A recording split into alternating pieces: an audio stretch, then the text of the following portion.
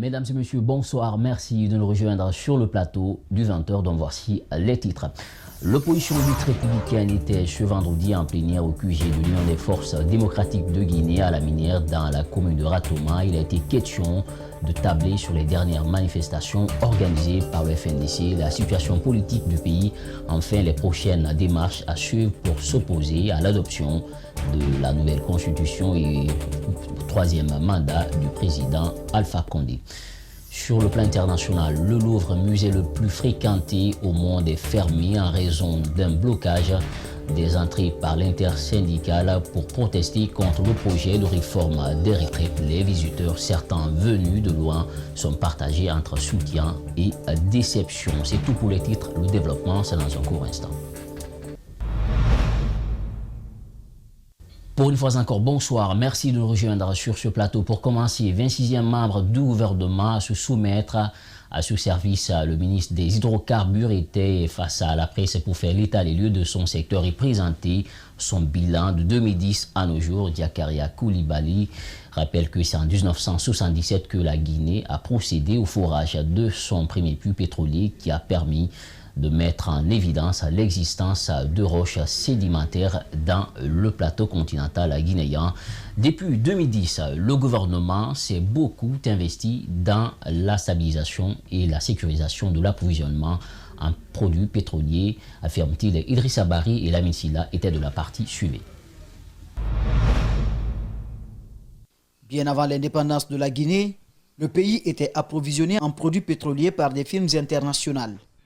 En 1961, le jeune État d'alors décide de la création de l'Office national des hydrocarbures pour assurer les activités d'importation, de stockage et de distribution du carburant.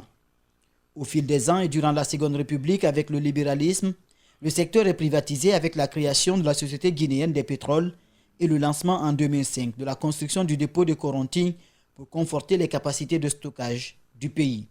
L'instabilité de l'approvisionnement du pays en carburant, avec ses désagréments pour les consommateurs qui achetaient par endroits pour cause de pénurie ou de rupture récurrente le litre du carburant au double, voire au triple du prix officiel à la pompe. Le besoin d'optimisation de la structure des prix de produits pétroliers, la faible capacité de stockage de produits pétroliers. Dans le domaine de la recherche et de la promotion pétrolière, la Guinée a signé en 2006 un contrat décennal avec Hyperdynamics. Depuis, 3 puits ont été forés, mais l'analyse des données a établi des traces de pétrole dans le bassin géologique sans aboutir à une véritable découverte pétrolière pour cause de défaillance des réservoirs forés, précise le chef de département des hydrocarbures qui reste néanmoins serein. Il est important de mentionner que chaque puits foré constitue un pas de géant dans la recherche pétrolière à travers les données du puits qui contribuent à une meilleure connaissance du bassin géologique du pays. Aussi, les échecs des 3 puits ne doivent pas désespérer les Guinéens, d'autant plus qu'un pays comme le Sénégal n'a jubilé sa première découverte pétrolière qu'après plus d'une centaine de puits pétroliers forés. Zakaria Koulibaly rassure que dans le domaine du gaz butane, l'État a pris une mesure fiscale d'exonération des droits et taxes sur l'importation au cordon douanier. Une défiscalisation qui a permis de baisser à moyenne les prix du gaz. Dans ces perspectives, le ministre a mis l'accent sur la délocalisation du dépôt de la SGP situé en agglomération de Kaloum vers Moribaya dans la sous-préfecture de Mafereya pour un coût de réalisation estimé à plus de 130 millions d'euros. Chapitre politique dans cette édition d'information. Les membres du FNDC ont procédé vendredi à l'enterrement de Mamadou Soutieu. Lundi 13 janvier, par balle, il a regagné sa dernière demeure. C'était au cimetière de Bambeto. Rosaline Gauthier-Molemou, Malixian Yana Kamara, Alcini Kamara étaient de la partie. Écoutez. Ils sont venus nombreux, les membres du FNDC, parents et amis, pour accompagner Mamadou Sow à sa dernière demeure. La levée du corps a été suivie d'une marche funèbre. Les responsables du FNDC déplorent cet autre cas de mort. C'est effectivement avec le cœur meurtri, ou les cœurs meurtris, que nous sommes là aujourd'hui pour accompagner à sa dernière demeure un des fils les plus valeureux de notre pays. Victime d'assassinat de la part des forces qui ont perdu tout le sens de la dignité, de la démocratie, de l'état de droit et qui sont au service d'une clique pour noyer notre jeune démocratie.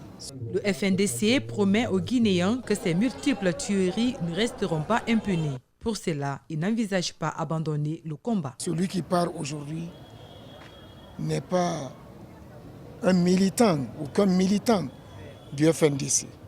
C'est un des plus valeureux fils de ce pays, c'est un martyr.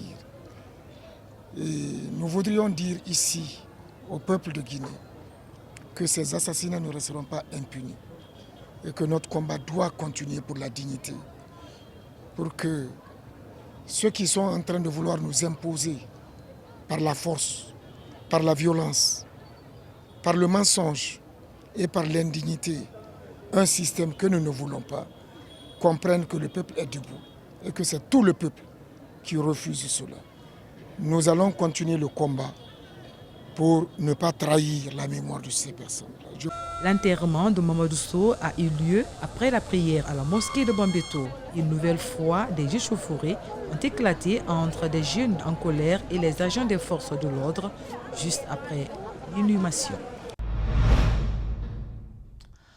Toujours dans le même cadre, l'opposition dite républicaine, je vous disais un titre, était vendredi en plénière au QG de l'Union des forces démocratiques de Guinée à la Binière dans la commune de Ratoma. Il a été question de tabler sur les dernières manifestations organisées par le FNDC, la situation politique du pays, enfin les prochaines démarches à suivre pour s'opposer à l'adoption de la nouvelle constitution et au troisième mandat du président Alpha Condé. Et il maintient sa position de ne pas participer aux prochaines élections législatives. Nos reporters Malicia Yana Kamara, Alcini Kamara étaient de la partie suivie. Autour de la table, les leaders de l'opposition dite républicaine ont eu à débattre 3 sujets majeurs. Tout d'abord, tirer les leçons des dernières manifestations qui ont paralysé les activités économiques à Conakry et dans certaines villes de l'intérieur du pays. La résistance active a été une réussite pour ces politiques, même s'ils déplorent des cas de mort. L'opposition politique se réjouit du succès de nos manifestations à Conakry et à l'intérieur du pays et félicite les partisans du FNDC et tous les patriotes qui ont apporté leur contribution au succès de ces manifestations. Ensuite, l'ouverture de la campagne électorale pour les législatives du 16 février était à l'ordre du jour. Sur la question, l'opposition dite républicaine maintient sa position de ne pas participer au processus qu'elle juge d'avance biaisé. Nous avons noté que M. Alpha Condé, qui est champion du désordre, continue naturellement d'aggraver le désordre qu'il a instauré dans le pays. Parce que pratiquement, il n'est pas possible de tenir ces élections dans les délais annoncés par la CENI. Mais en plus, vous vous retrouvez dans une situation où la campagne est ouverte, les listes ne sont même pas encore complètement affichées. Vous savez les raisons pour lesquelles l'opposition politique a décidé de ne pas prendre part à cette mascarade. On l'avait dit ici la semaine dernière. D'abord, il y a le fichier. Ce fichier est très loin de refléter l'état réel du corps électoral. Conformément au programme établi par le FNDC dans le cadre de la désobéissance civile, le chef de file de l'opposition appelle le peuple de Guinée à une mobilisation massive pour empêcher le président Alpha Condé de se maintenir au pouvoir. On se mobilise tous le mardi 21 et le mercredi 22 pour exprimer notre opposition à ce projet de troisième mandat et à cette mascarade électorale. Après cette plénière, le chef de file de l'opposition guinéenne et sa suite se sont rendus à l'hôpital sino-guinéen où attendait la dépouille de Mamadou Sow pour inhumation. Le jeune a été tué par balle à Koza dans la journée du 13 janvier, premier jour de la résistance active du FNDC. Tenez-vous bien, une association d'élèves et d'étudiants était ce vendredi dans les locaux du ministère de l'Éducation et de l'Alphabétisation. Objectif, prendre des nouvelles quant à la crise entre le gouvernement et le syndicat du SLEG. Ces étudiants préoccupés par leur avenir ont été reçus par la secrétaire générale du département avec qui ils ont échangé sur les démarches que mène le département pour le retour des élèves en classe. Mohamed Avalek Touré, Mohamed Aloussine Kamara. Regardez. C'est une organisation d'élèves et étudiants diplômés qui a été reçue par Madame la secrétaire générale du ministère de l'Éducation nationale et de l'alphabétisation pour échanger sur les crises qui minent le secteur éducatif guinéen. Conscients du danger que traverse le département, ces étudiants entendent rapprocher les deux camps pour le retour effectif des élèves en classe. Nous sommes autour d'une concertation d'organisation d'élèves et d'étudiants dont je suis le porte-parole par rapport à cette crise spécifiquement. Il y a l'AED, il y a CUP Guinée, il y a CUPEG, il y a FEG et il y a ASEG. Donc 5 organisations, les plus grandes, qui se sont concertées pour initier une médiation. Une médiation qui va à l'endroit des différentes parties opposées dans cette crise. Cette association des élèves et étudiants diplômés pour le développement, de par leur démarche, demande au syndicat libre des enseignants-chercheurs de Guinée de privilégier le dialogue pour éviter de créer des troubles qui affecteraient l'école guinéenne. Ils m'ont apporté assez de messages que j'ai bien notés et je comprends quelque part que ce n'est pas de gaieté de cœur qu'ils ont eu à le dire, mais comme je le leur ai dit, aucune mère ne pourrait tolérer qu'un de ses enfants soit victime dans la rue. Or, la rue n'est pas maîtrisée par eux. C'est suite à une déclaration lue par un groupe d'élèves invitant les élèves à investir les rues si rien n'est fait. Une sortie qui semble préoccuper la deuxième personnalité du département qui a souhaité appeler ces jeunes pour trouver ensemble une issue. Il ne faudrait pas que le ministère attende quand il y a crise pour nous approcher. Il faille depuis toutes les activités les plus basiques du ministère que l'élève qui est un acteur principal ou l'un des acteurs privilégiés du système éducatif puisse être associé. Il s'engage à promouvoir le développement et la sensibilisation au niveau des enfants à la nécessité d'apprendre. Il demande aux initiateurs de la grève d'accepter la main tendue du gouvernement. Les étudiants en troisième année agroalimentaire et l'entrepreneuriat de l'UCAO, au laboratoire central vétérinaire de diagnostic de Conakry, depuis quelques jours, ils sont à la direction nationale des services vétérinaires pour mettre en pratique la théorie apprise en chimie alimentaire. Abdoulaye Sayou Diallo, Yacouba Traoré, compte rendu.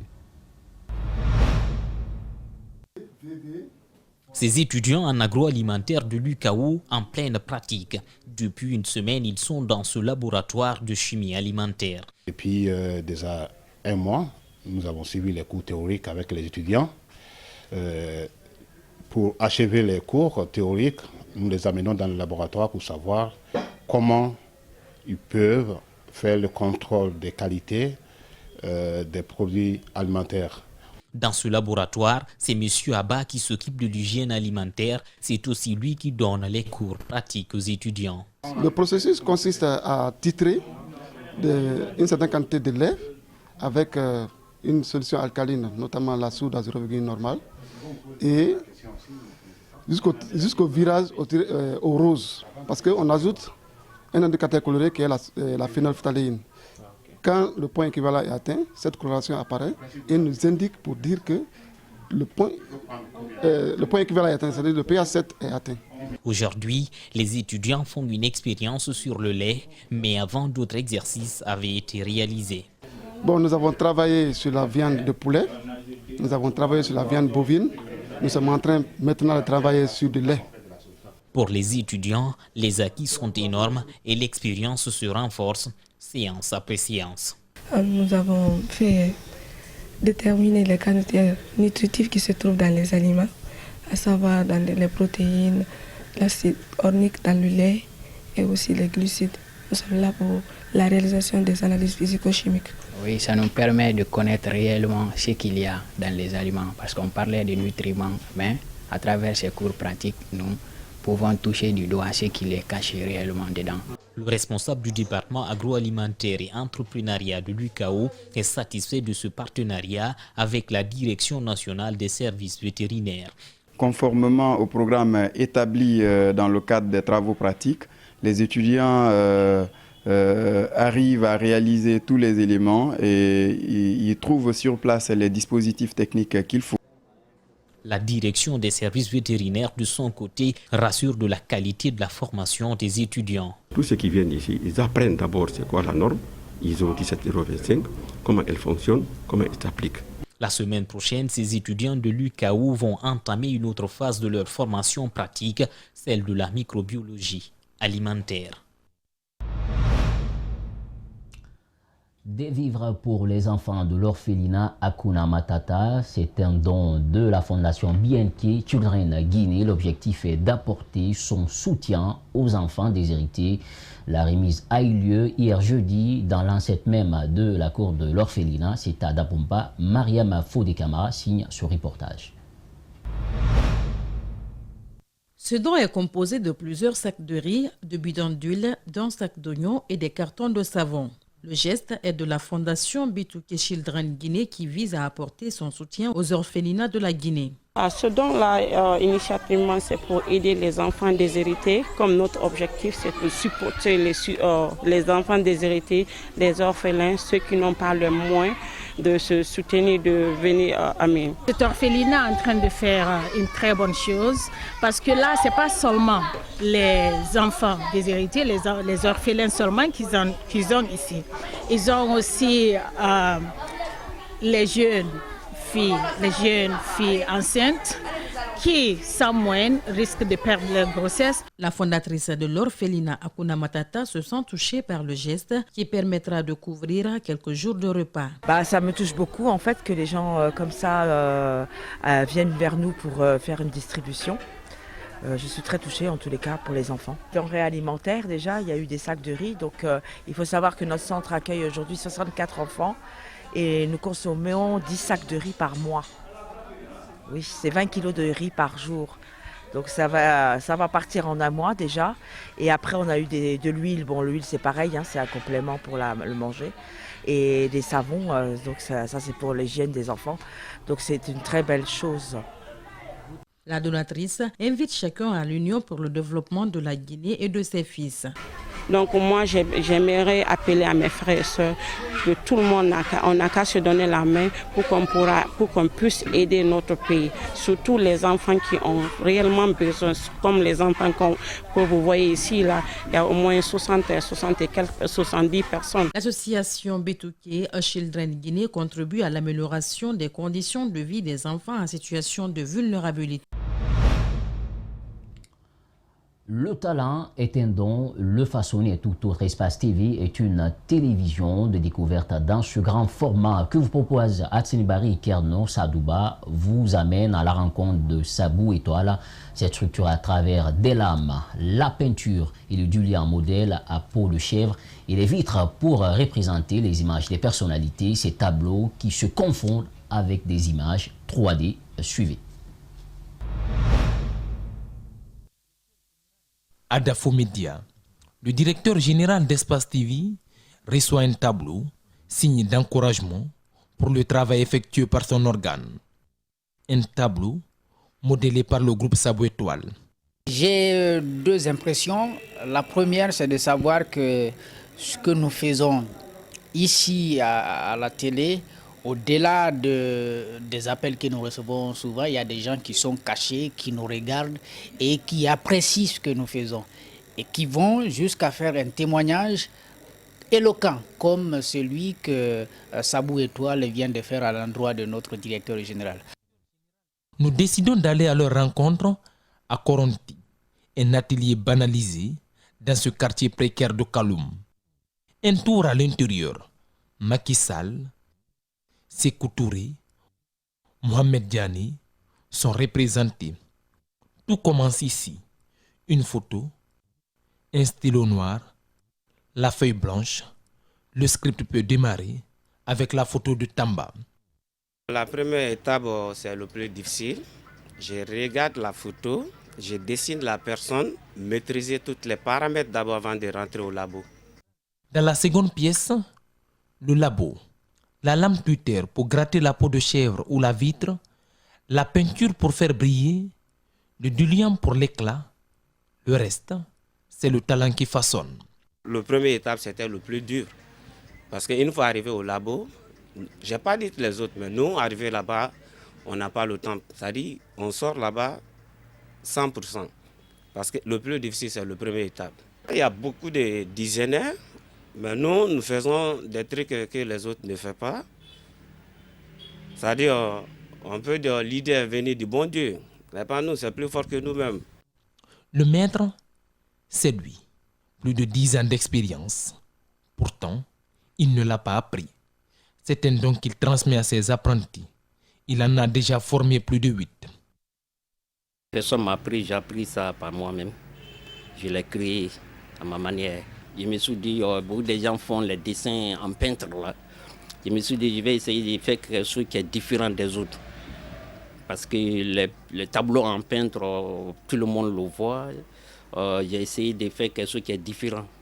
Les difficultés dans cette décoration sont légion. Les équipements, la faible clientèle et le manque d'accompagnement des autorités.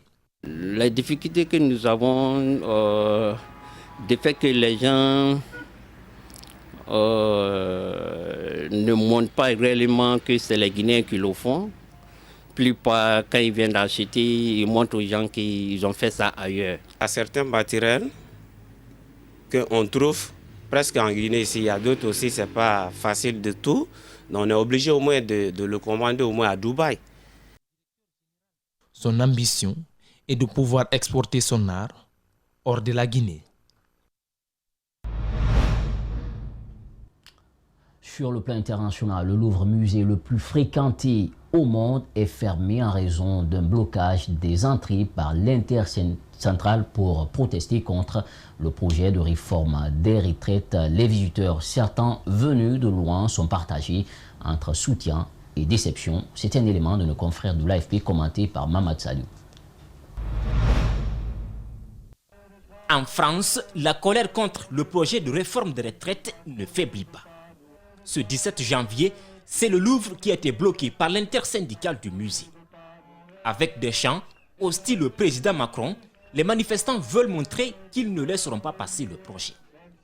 L'opinion est contre ce projet. Le président de la République n'écoute pas l'opinion. Depuis le 5 décembre, depuis des journées de grève qui s'accumulent, 40 jours de grève, on n'est toujours pas entendu. Il n'écoute pas la population. On est obligé de diversifier nos modes d'action. On n'a pas le choix. On ne peut pas laisser passer ce projet. Pour se faire entendre, les manifestants sont obligés d'utiliser d'autres tactiques. Et le musée du Louvre, où le président Macron a fêté son élection, est un moyen de pression. Voilà, donc on est là ici parce qu'il y a une symbolique au Louvre. Le Louvre en soi est symbolique. C'est aussi ici que Macron a fait sa première sortie, quasiment ici qu'il est venu fêter son élection. Donc à ce titre-là aussi, c'était un symbole. Pour aujourd'hui, les touristes venus de loin pour visiter le musée devront patienter. L'accès au site est bloqué. Pour beaucoup de visiteurs, c'est la déception. Across the ocean to be here today. I'm a little disappointed. I understand, I support the protesters. I understand what they're here for, but I can't help but be disappointed. 3,000 miles to watch a protest instead of... En France, le gouvernement ne veut pas céder, tout comme les manifestants qui, chaque jour, descendent dans la rue.